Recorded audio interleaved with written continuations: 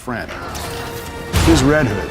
Red Hood gained new abilities after being resurrected by an assassin cult. Here, he uses Mystical Leap to move across the rooftop. Mystical Leap to move across the rooftop. Mystical Leap to move across the rooftop.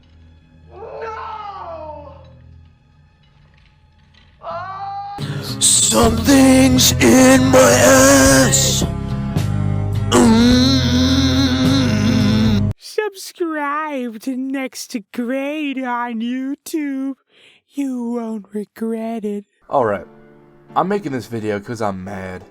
I'm really mad, alright? I was working on a script for this video, like I do with all my videos, but I'm so mad that I just have the script up on the side as like a little guidelines, but this is all me, baby. No script, pure, unfiltered, straight from the teat autism, okay? I bet you're probably wondering, hey, Nex, this game hasn't even come out yet. Why are you making a video about parts of the story when you don't even know the full thing? Well, to that, my dear imaginary viewer, I say, yeah, you're probably right.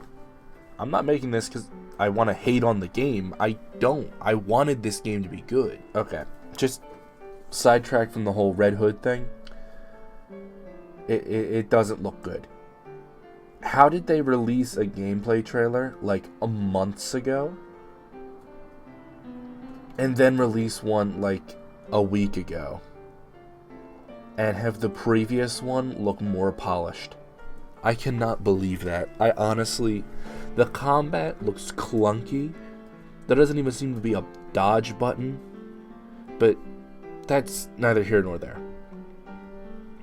The only thing that made me angry was the one character that I wanted to play in this game. The one reason that I wanted to get this game, and one of my favorite comic book characters of all time, Red Hood, they completely ruined. And that's what we're talking about today. So get a bottle of Pepto-Bismol and get a box of popcorn. Don't heat it up, just eat the kernels. And let's just hop right into this. So first of all, a little bit of a background, little knowledge dump for Jason Todd before we go into Gotham Knights' version of the backstory, which is, it's a work of art, honestly. So Jason started off in the comics as a street rat who did the unthinkable. He stole the Batmobile's tires.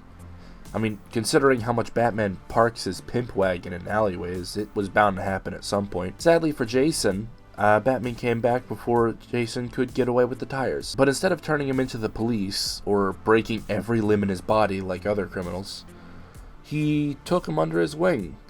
Get it? Like a Batwing. And he became the new Robin, as a replacement for Dick Grayson, who had become Nightwing at this point. There are multiple things that are different between Dick Grayson and Jason Todd. I mean, there was a lot less in Jason Todd's original thing, where he was just straight up Robin ripoff, or Dick Grayson ripoff, like all the way. But they retconned his entire backstory into probably, it's just a good backstory. But things wouldn't be so good for the Bird Boy, as he later found out that the person he thought was his mom wasn't actually his biological mom. His actual mom was in Iraq, so he went to go pursue it, to find who he came from. But this was all a setup from the Joker. So the Joker beats Jason to death with a crowbar, as his mom watches. Oh yeah, his mom straight up betrayed Jason for reasons I completely forgot. So Joker escapes and leaves Jason with the bomb, and Batman is too late to save him. Or is he? You see, this is fairly well known by now, but there were two numbers at the end of this comic, where readers would call in one of the two numbers and would decide if Jason would live or die. Sadly, the readers weren't so merciful to the Boy Wonder and decided to kill the child. Looking back at this was pretty mess up.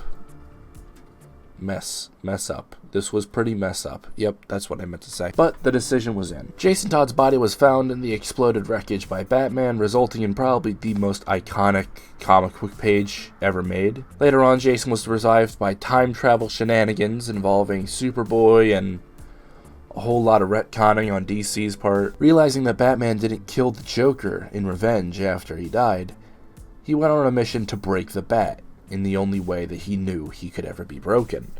His ideology. That's what makes Red Hood such a good foil for Batman. And they're basically the same person, but on different sides of the same coin. Insert Two-Face joke here. That's why I love Red Hood. He's such a cool character, and his ideology always just amazes me. So what's Gotham Knights' backstory for him?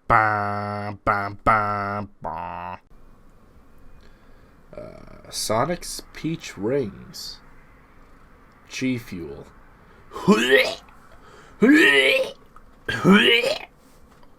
G Fuel. Oh, G Fuel. Gross. Dubby, only Dubby. Jason is a young man with a heavy, muscular build, standing much taller and wider than Dick Grayson. I like how they only mention Dick Grayson.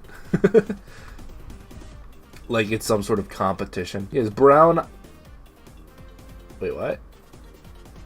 He has brown eyes with red hair and black eyebrows. Physical description: hair black, eyes green. What are the color of his eyes? Jason was an orphan, yada yada yada. Wait, what? Jason was ruthlessly killing criminals, and when Joker blew up a school and Batman wasn't going to kill him, Jason took matters into his own hands. What? So in this alternate reality here, Jason was already just straight up murking criminals as Robin. That doesn't make sense. Kidnapped and tortured by Joker, and Batman replaced him with...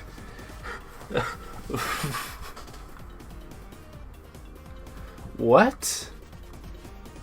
So wait. Here's the timeline here. Jason took matters into his own hands. That's part 1. This got Jason kidnapped and tortured by the Joker. That's part 2. Batman immediately replaced him with Tim Drake. And then Joker sent Batman a video of Joker kill Jason. While Jason was in trouble, Batman replaced him with Tim Drake. And then Joker killed Jason. I can't even tell you how confused I am. This doesn't make any sense, dude. I can't even. So yeah, that's the Gotham Knight backstory. It's really bad. I wouldn't be mad about the backstory if it wasn't for the fact that his gameplay looks like the most stupid, brain-dead thing I've ever heard. First of all, we're gonna save the best for last, okay? Jason Todd, aka Red Hood, has, and I quote, non-lethal, piercing bullets that go through enemies and hit the enemies behind them. What? How does that work? What does it hit them in the chest and then it goes around their body and hits the other one? Like, what? How does that work? That's like some John F. Kennedy CIA assassination magic bullet theory garbage. Wait, what? Magic bullet theory? What? What is that supposed to mean? And lest we forget the crowning achievement of this moveset, Mythical Leap. What is that? Why did they give, like, the most grounded member of the Bat family superpowers? And he's not even cool superpowers. He can't, like, shoot beams of, like, necrotic energy out of his elbows or anything. He just can do a little hop in midair. That is the dumbest thing I've ever seen, and it will go down in history as the worst thing they've ever done to Batman. Well, besides Batman versus Superman, but we won't talk about that. And let's just talk about this design for a second. Dear Lord, this man beefy. This man so beefy, in fact, that it's kind of hard to see this guy as Jason Todd. First of all, what is this? I mean, his regular costume is fine, but what is this, like, white stripe down the center, half red, half black buzz cut? What is this? What is that supposed to be? I just can't believe that they greenlit that design. Also, dear Lord, compared to Nightwing, dear Lord, man, that is a beefy boy. Also, the voice acting really just turns me off to the whole idea. Like, he's trying his best. Like, you could tell he's trying his best, and no disrespect to the actual voice actor, but why didn't they just get, like, a better one? Like, I don't think he was really made out for this role.